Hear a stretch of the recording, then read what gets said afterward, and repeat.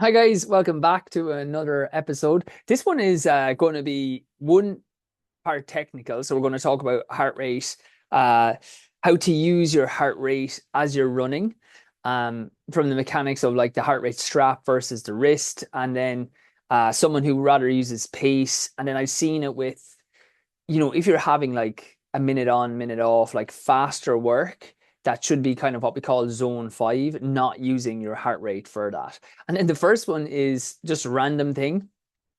One thing I'm into is like quotes or like parables or stories that have like bigger meaning. And I was listening to one of the guys I like the most in the world, I suppose, for like spirituality or however you'd say it, is Anthony de Mello.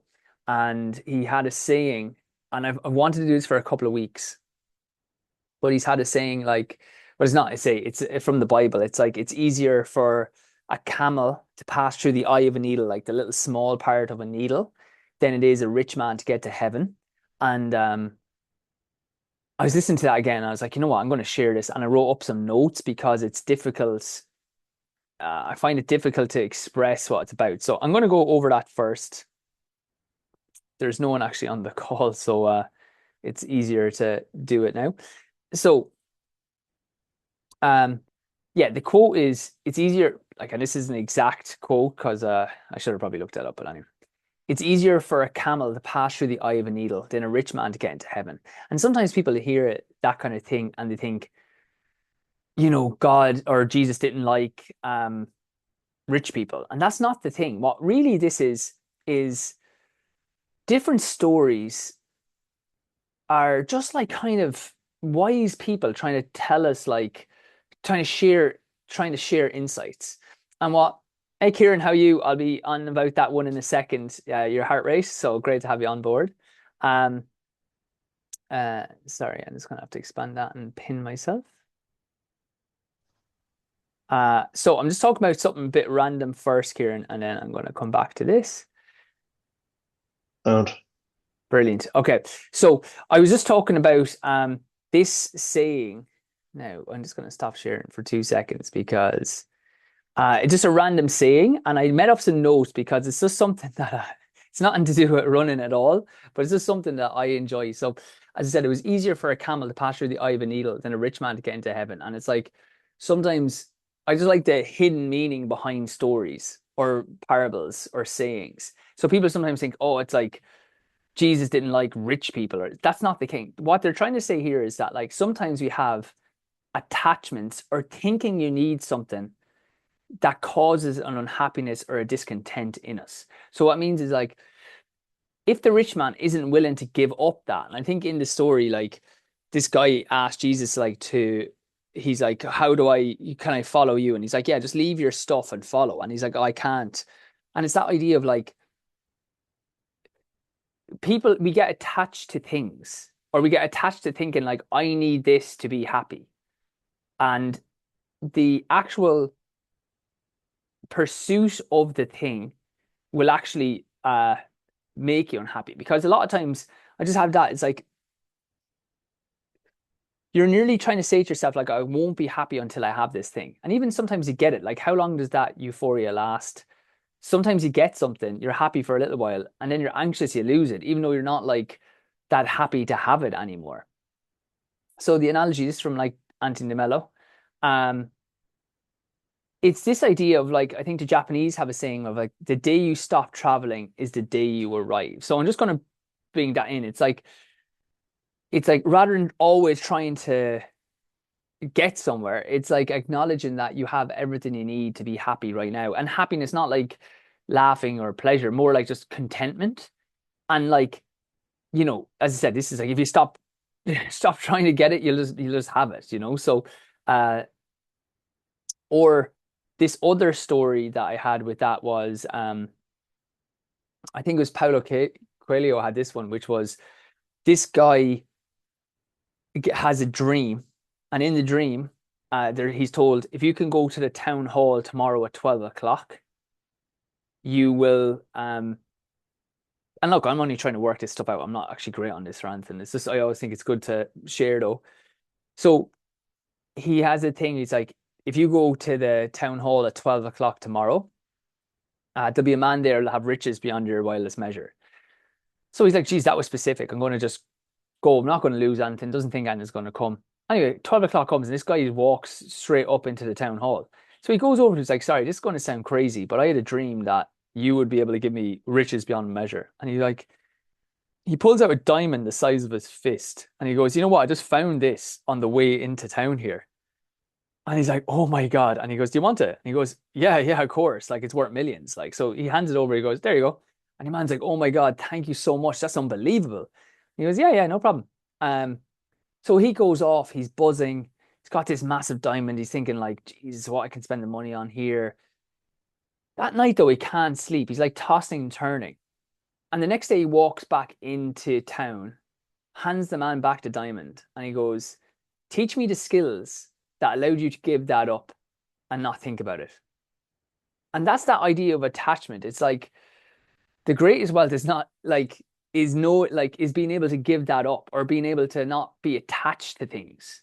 So enjoy things, like have preferences, he says, not desires. Like so, like there's no problem like having a nice car or wanting nice things, but don't have it to the point where like I had it before where when I got my first nice car, it was getting like it got a few scratches on it. I don't know who the hell was scratching it, but it's like it was getting me upset. And then I was like, do I own this car or does the car own me? So like I still have a nice car, but it's like if it gets a scratch on it now or if it gets a thing on it, it's like because it's not the end of the world. I can go back to a worse car without being a big deal, you know? So sometimes I'm gonna come to that at the end of this is like being aware.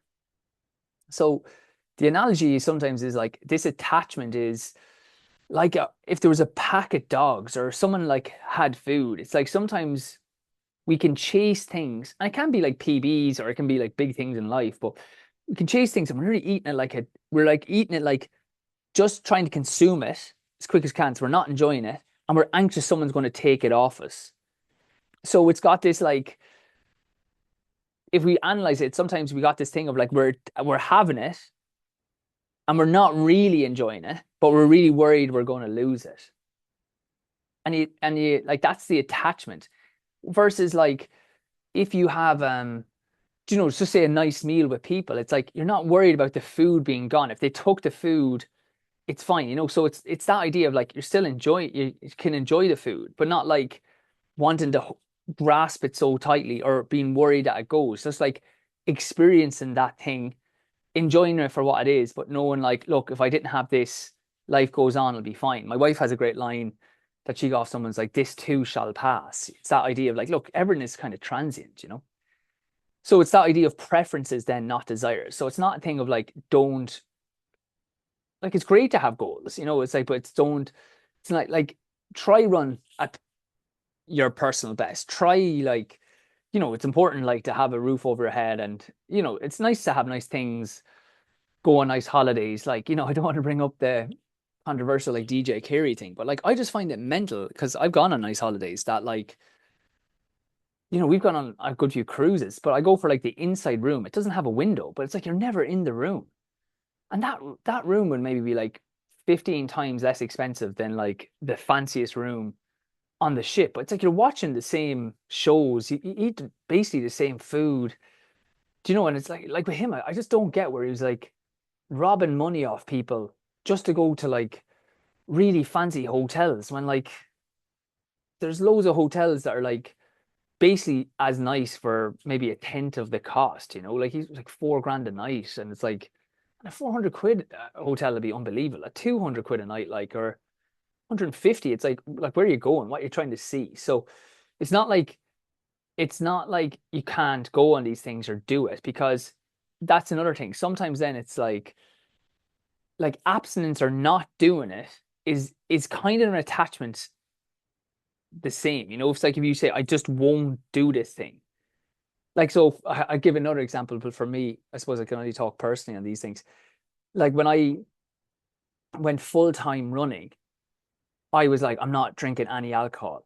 And like, if I went out on a night out, I'd be nearly miserable because I was like, nearly forced myself to like, you're not having any drinks, go home early, and I just wouldn't probably sleep well.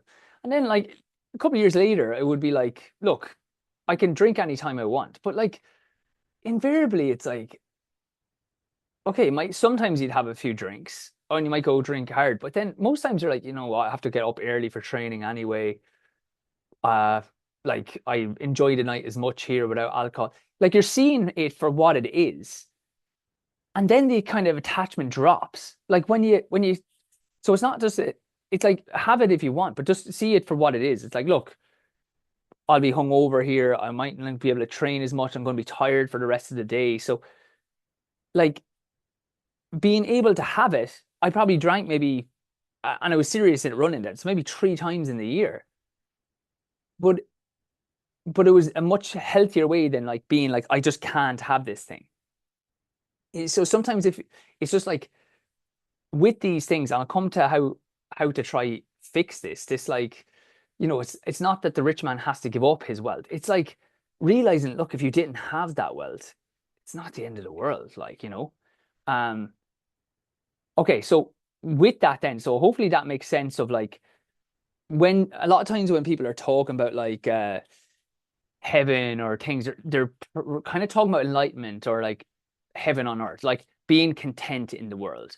And then um that thing of like not always like relentlessly chasing for things. Uh did I have another one where it's like if you have 99? Oh yeah, this other thing is because a lot of times we focus on the things we don't have. Like you could have done 19, you could have 99 things that you always wanted, but if you're missing one, we can focus on that of like, oh, I'd be way happier if I had this one. Even though if you think about it, it's like, well, you got the other stuff, and like how much happiness did like how much contentment did it actually bring you? Like or thrills, So, and that's not to say that you can't have these things. It's just to being aware of like what they actually are. Okay, so how does he say like we should look at that? Well, he has a couple of truths, and then I asked ChatGPT to kind of sum it up as well. So I'll go through all of them. So, and I added a Seneca one myself. Truths that drop the attachments. I think that's spelled wrong as well. But first truth is holding on to the belief that without this thing, you will not be happy. Like, so it's just like become aware. It's like go through in your head. It's like, okay, so if I never got this, if I didn't run this PB that I'm chasing, this personal best time in running, what would happen? It's like, well, I still would have like got a lot healthier. I would have got a lot fitter. I'm like because of my foot, I had a stress reaction in my foot. Uh, I just got into like the high rocks thing a lot, but because I've ran a sub 4 minute mile and sub 14, and when I was wanting, I was chasing. Once I got them, I was like, it's great, but it wasn't like, and it's lovely to look back on, but you kind of realize when you get it, it's like if I did this, it wouldn't have been the be all and end all. I would have ran it quite well anyway. Um, but now I'm like that. It's like, look, if I run a good, I'm training hard. But if I break like 60 minutes for high rocks, yeah, it'd be great. But like I'm getting fitter, I'm getting stronger. I'm enjoying the training with my friends. I'm training with them 3, 4 times a week. It's giving me a focus in my training. Plus I'm getting out for my own runs as well. So, it's like you get a lot more. So like just being aware, it's like, right. So if I ran 62 minutes rather than 59 or 58, is that horrible? Like, am I going to be absolutely gutted? Has the training been a complete waste of time? And it's not like so. And you'll see the last one. You don't have to force this. Just being like, just thinking this, talking to yourself a little bit in your head about like, okay, what if you like you just think you'll never be happy, right? And with the richest one is easy to think about because Seneca. Then, and I like the listening to the letters to Lucilius. Um, he would have talked about like in one of the letters, I think it's letter 13, he like set aside a certain number of days during which you shall be content with the scantiest and cheapest fare. And then all the while saying, is this the condition I most feared? And what he means by that is, so see, look, I'm probably like, again, I'm okay on the finance side, but again, it's like you see people and they're rich, but they're not like they're fearful, like they're worried if they lose their money. And the thing isn't more money is not going to solve that for them. Okay. What's going to solve it for them is, okay, look, you need to be financially secure and sensible. I'm not like, and I am like that. But again, more money won't solve it. What solves it is realizing like if I had to go, like what do you spend your money on? Like if you had to like buy clothes from Pennies, like Primark, if people are listening here, go to like try do a reduced shop on like the Super Six in Aldi or Lidl. Have a week where you don't eat meat. Like just have like kidney beans are like 30 cent, and maybe get like a cheaper like mince or something, or like turkey mince, and then the veg and fruit is still cheap. And just ask yourself, like I water down my full fat milk anyway, so like that'll make double.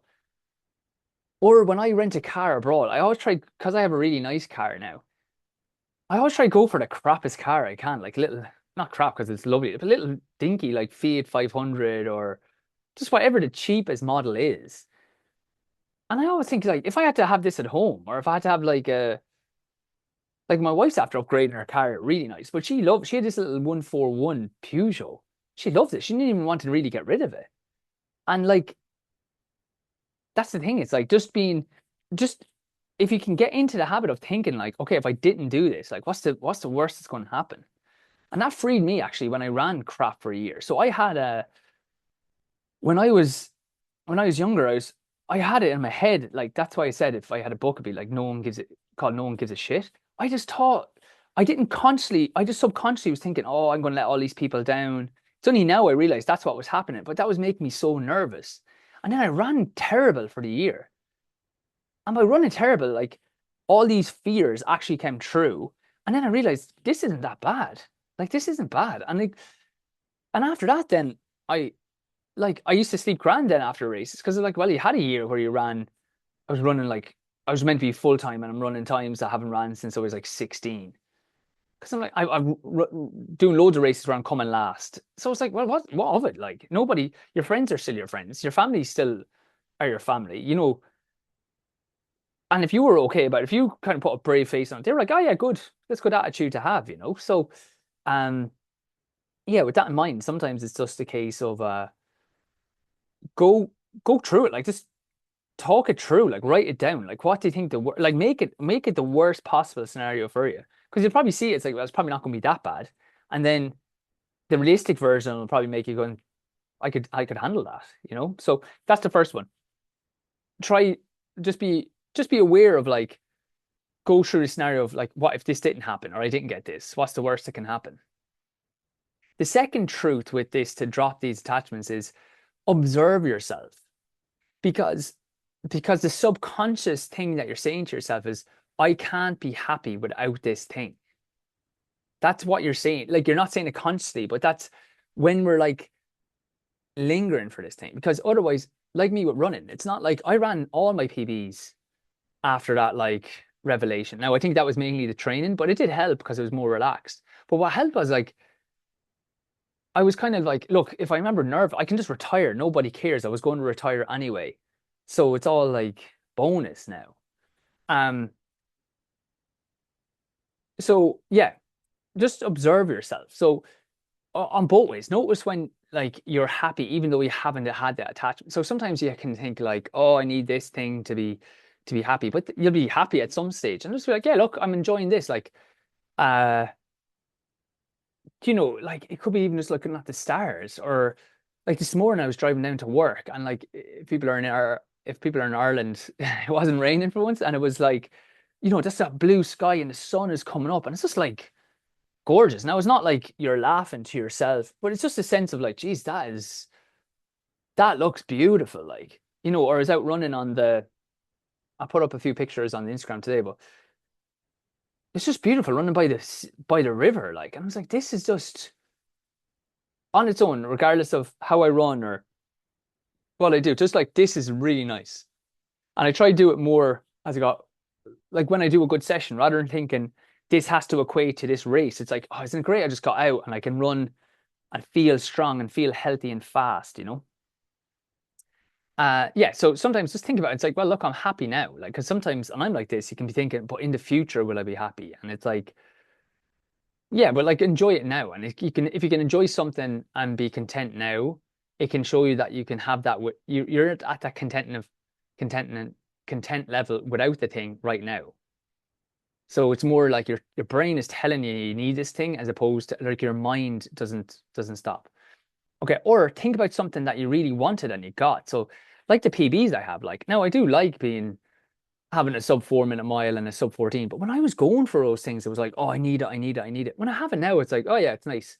But now if I look back, if I had around like 14 dead for the 5K, like just it hasn't affected my life, that way. It's like people are like, oh yeah, that's nice. They both think the 2 times are good. So like how long did that buzz last? A couple of weeks maybe. Now there's a sense of contentment with it, but so when you've got these attachments in the past, how was it this thing that's just never ending?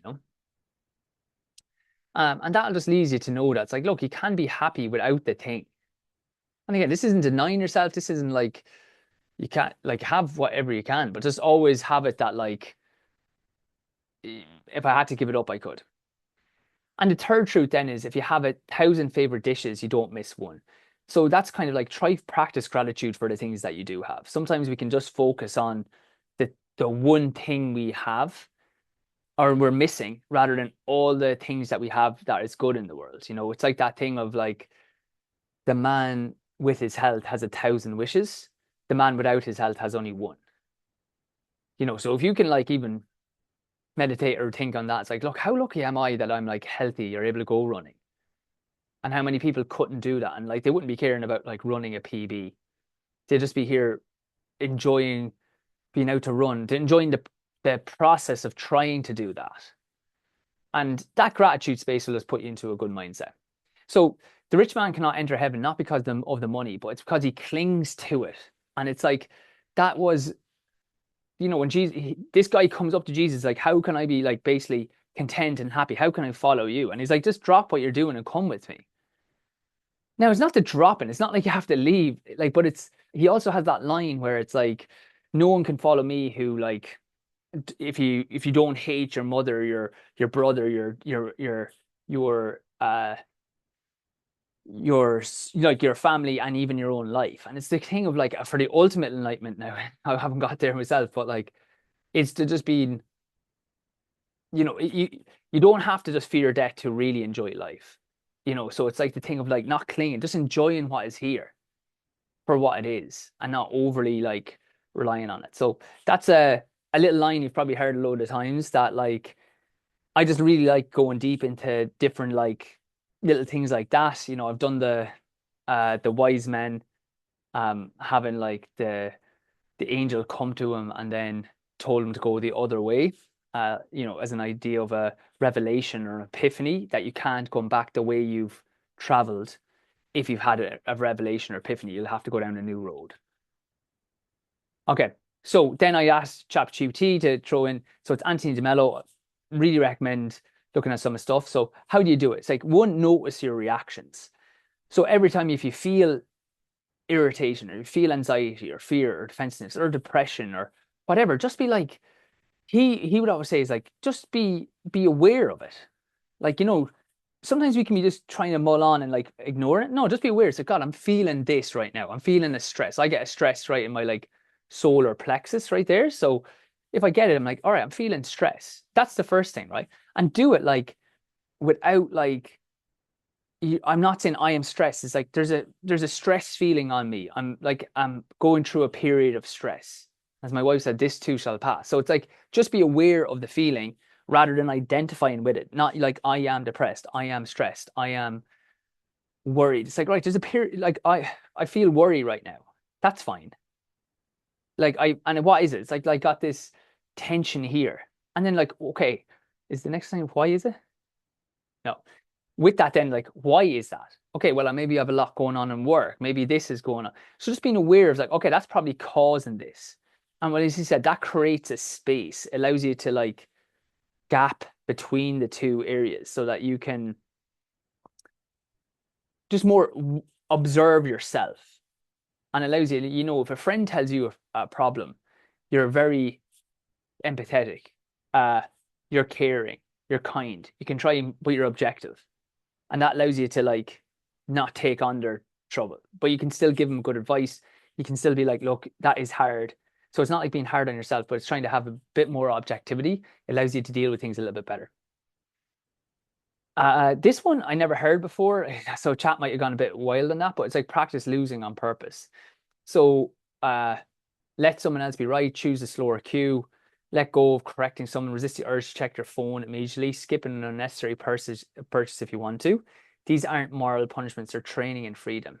Just to prove I don't need these things to go my way to be at peace. So like if you're in traffic and you're getting wound up or you're wound up at a queue, try breathe and go, look, like the world still goes on. I'm feeling this because I feel I could go out here quicker, but if I don't, it's not going to. I had a patient yesterday. We were kind of chatting about this stuff. That's what got me thinking about it. And she's like, is it an inconvenience or is it a tragedy? And a lot of times we're making inconveniences tragedies, you know? Uh, and when you get upset like that, if you're trying one of these, what is the expectation of mine that is being threatened right now? So then you're seeing the expectation. What's the attachment? What's the thing you're attached to? And the illusion behind it. So like someone doesn't reply to your message or you want to get here. The expectation is, well, they should respond quickly. The attachment is, I want the certainty or approval, or I want to know what's going on. And then you're like, their response is affecting my happiness. So he uses the analogy sometimes of like a surgeon can be quite hard. Like they're cutting, they're effective, but they're not affected. And that's the way he says we should be. It's like they're doing the action. So it's not like this isn't like, oh, you be at peace and you never, if someone wrongs you, you just always have to accept it. It's no, you can be like there's a good line. Okay, well, it's an Indian book, but it's like it was written, like it's a religious book written on the battlefield, and they had to basically like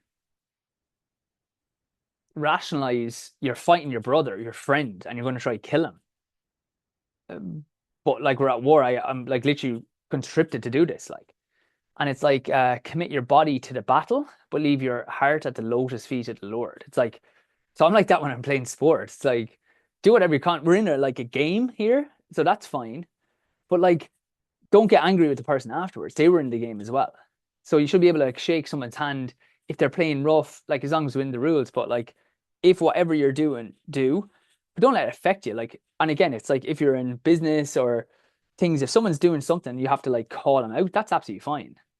Um, but nearly like with a child, it's like you're trying to respond to the action. It's like, look, this action wasn't correct, but you're a good person, and it's the same. So it's don't let other people's actions affect you, and it doesn't mean that we don't then deal with the action. Yeah, we can, but it's like, don't be getting angry or worried about someone else. It's like someone being sick and you going to the doctor and asking for freaking medication.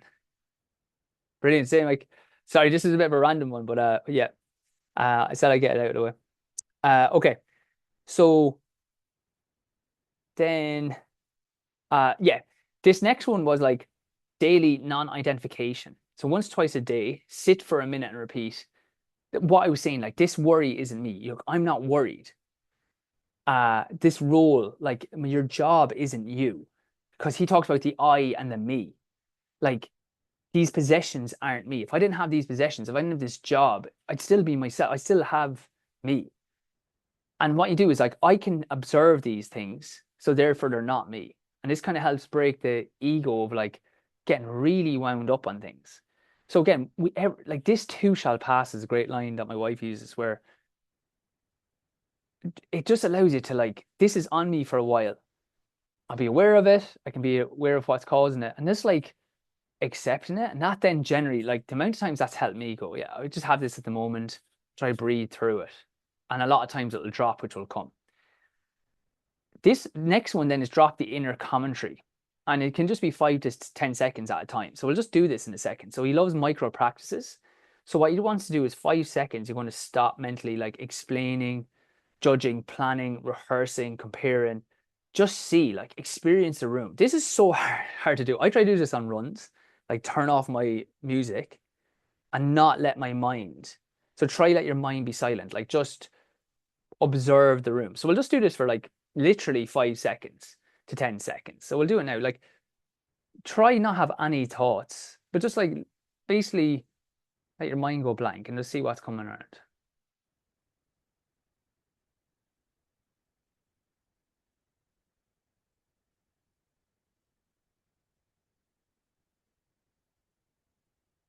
And that's okay. That's that awareness that we get.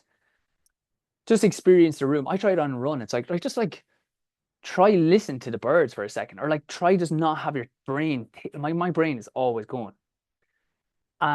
So try not to think of anything. And if you can't do that, like just observing why will really help. So be like, why, like, if your mind goes like, or even I always do it to bring my breath, but this is even harder because it's like I'm taking my mind onto something to keep it there. But this is like trying to just go blank. So sometimes then I'll be like, okay, it's weird. I just can't, something else is popping in that I'm trying to say, don't think of something, and something's coming into my head. Just to show you like that, like you're not here on your own. There's like that voice is here as well.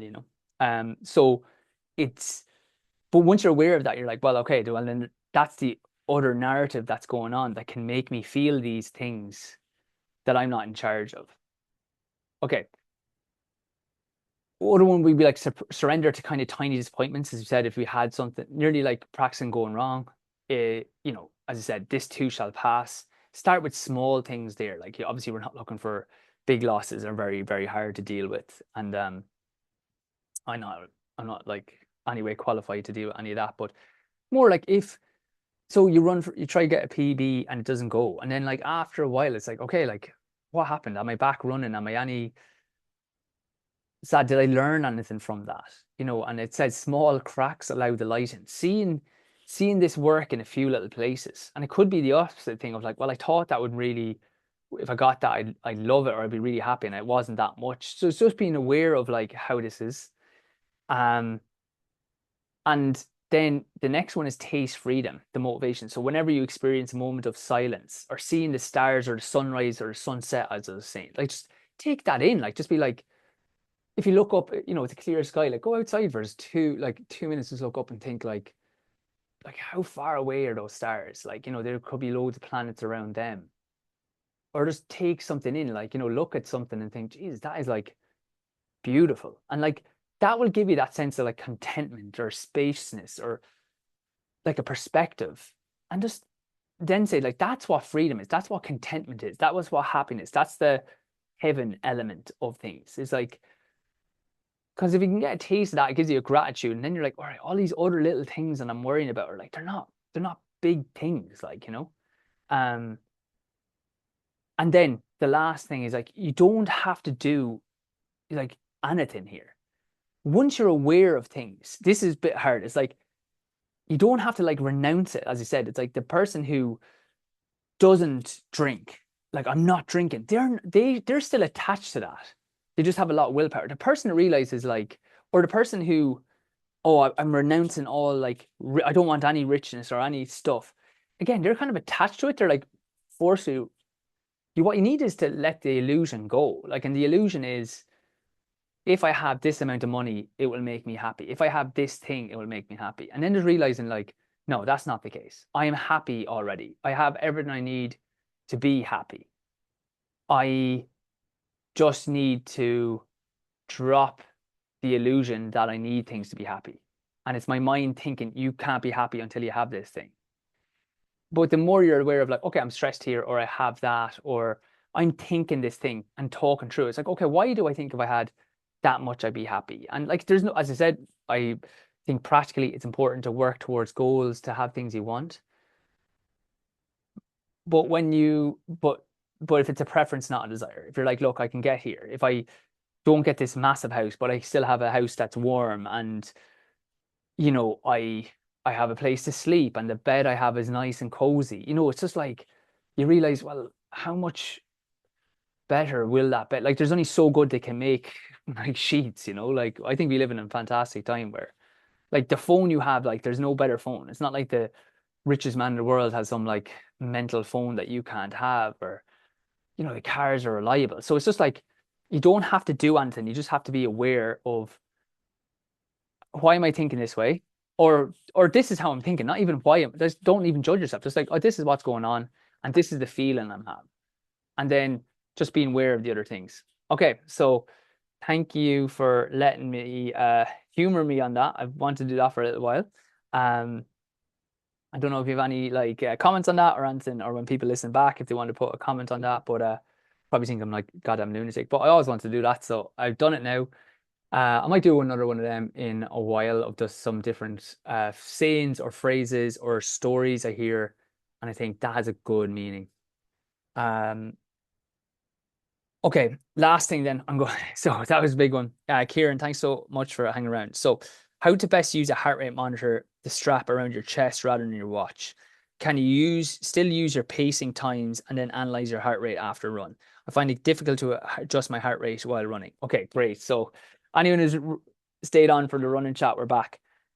Okay, so first thing, use your heart rate monitor when you're doing any form of workout or session. Okay, you can have the wrist one is fine for like easier runs. The wrist one's fine basically when I'm not actually that caring about the heart rate. Does that make sense, Kieran? Yeah, it does. Yeah. Okay, so for like say for you on a Wednesday or a Saturday, you want to use the heart rate, the chest strap. Yeah. Okay, then so that's easy enough practically. Like the other easy runs just run easy. I wouldn't be overly looking at your heart rate. Like say for example, I'm coming back running now on the wrist strap. It's probably accurate, but it's like between zone one and zone two because I'm probably not as fit. But I'm not like I'm feeling comfortable in the run, so I'm not like oh I need to slow down or speed up. It's like I'm not. There's nothing in the run I'm trying to do. I'm just running. Yeah. Okay. Then can you use your pace and times and then analyze your heart rate after run? I find it difficult to adjust my heart rate while running. Do you mean that like if your heart rate starts to come up, you find it hard to like get it back down? No, I just find, I know maybe it's just my watch. I just find that looking at my watch and if I know what my heart rate is supposed to be, again, I only take the heart rate seriously during the Wednesday and Saturday sessions. That's all you But should do. Yeah. yeah, so I'm just, it's the idea of D- looking at this watch and saying, we say my high one now would be like 140 plus maybe because I'm 65 now, yeah, yeah. and I've done the tests, um, so But do you have it on? Do you know you can go on your data screen? So like, so the screen that when you're doing like a Wednesday session, what you should have on is the time you're running, and on the top one that's quite big, you should have the heart rate. yeah, it does. Yeah, that's sort of the thing. On like I just find, I can't. I just say, God, should I be going faster? I kind of, it just doesn't. I just not able to relate to it, and I just found the pace and times much more easier to adjust. I know the heart rate, is supposed to be what it's all about. No, so there's two things I think is I'd say. The first one is I wouldn't look at the heart rate until at least like say 5 minutes in.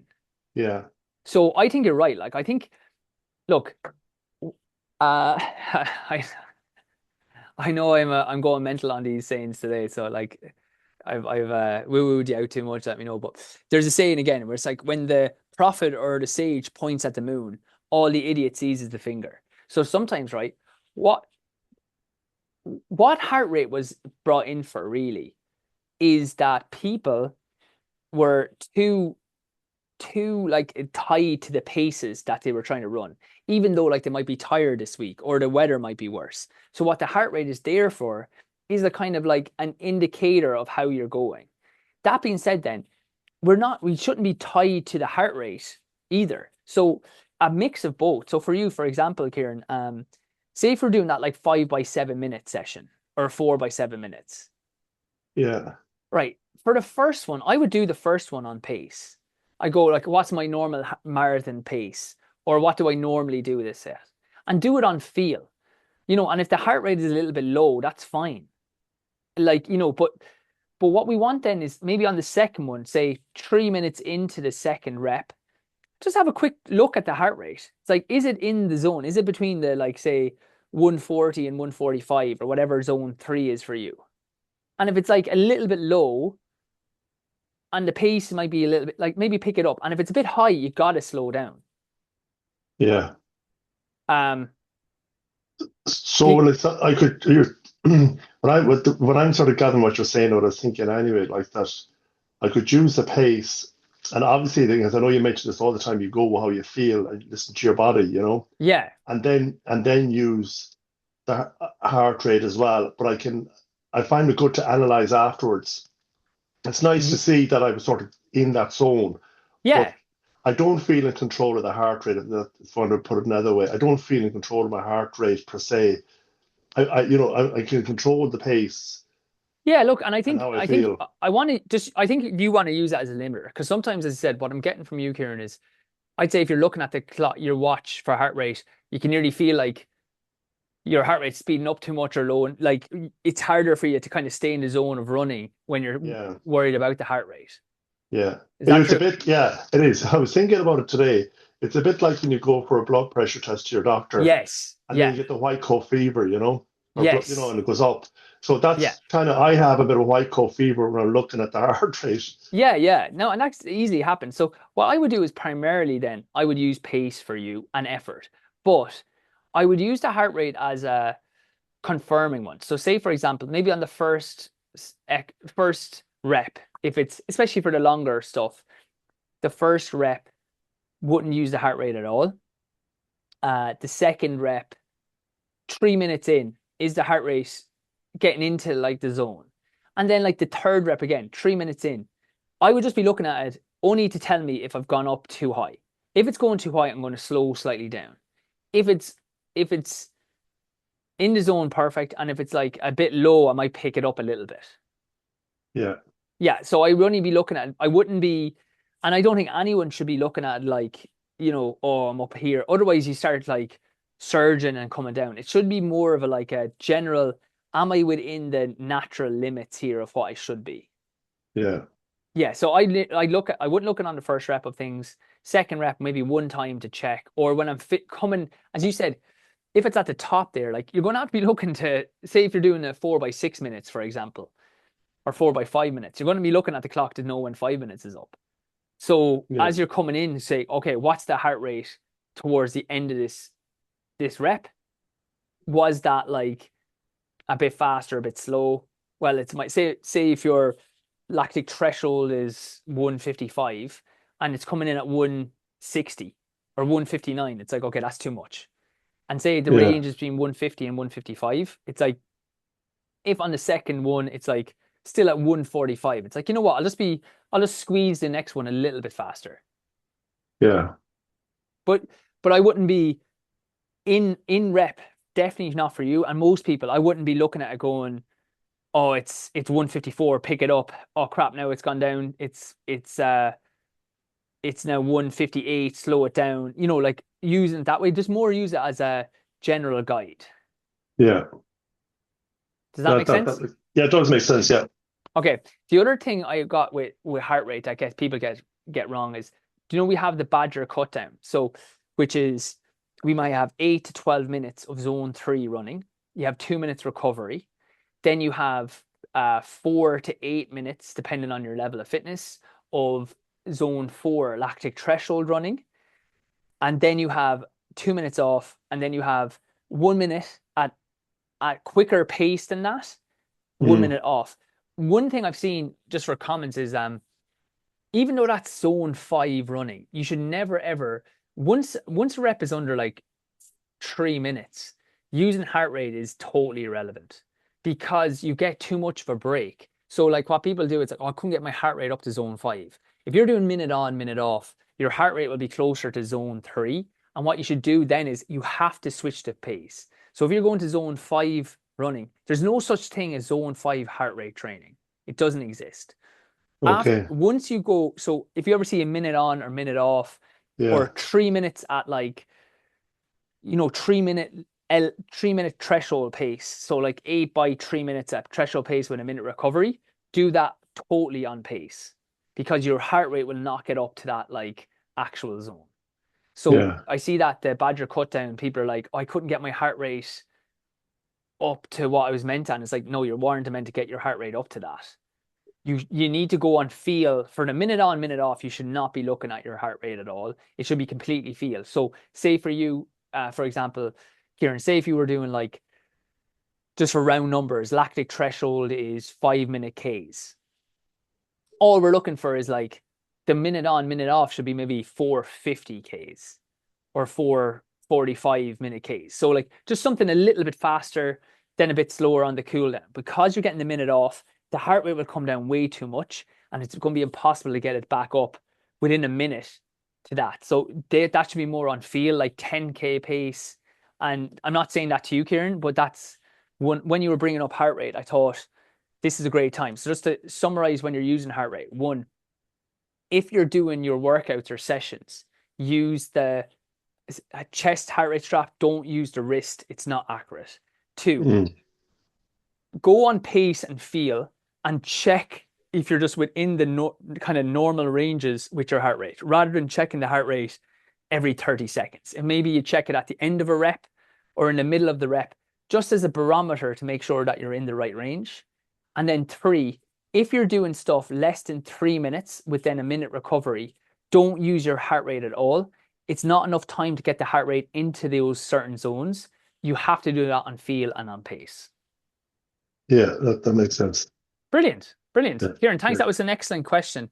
So any other ones like that, or anything you have, any specific stuff about training, just let me know. We can answer it next week or whenever. Okay, thanks. Brilliant. Marie, thanks a million. Take care, guys. Bye bye. Hope Okay, you enjoyed that, lads. can I ask you something? Yeah. Yeah, in relation to Deborah, who won Yeah, the she's my lady. first cousin. Yeah, that's Yeah, my first cousin. I Yeah, was she did wondering. Yeah, unbelievable. yeah, Yeah, she did unbelievable. Fiona, that's her second one. Yeah, so yeah, from West Cork.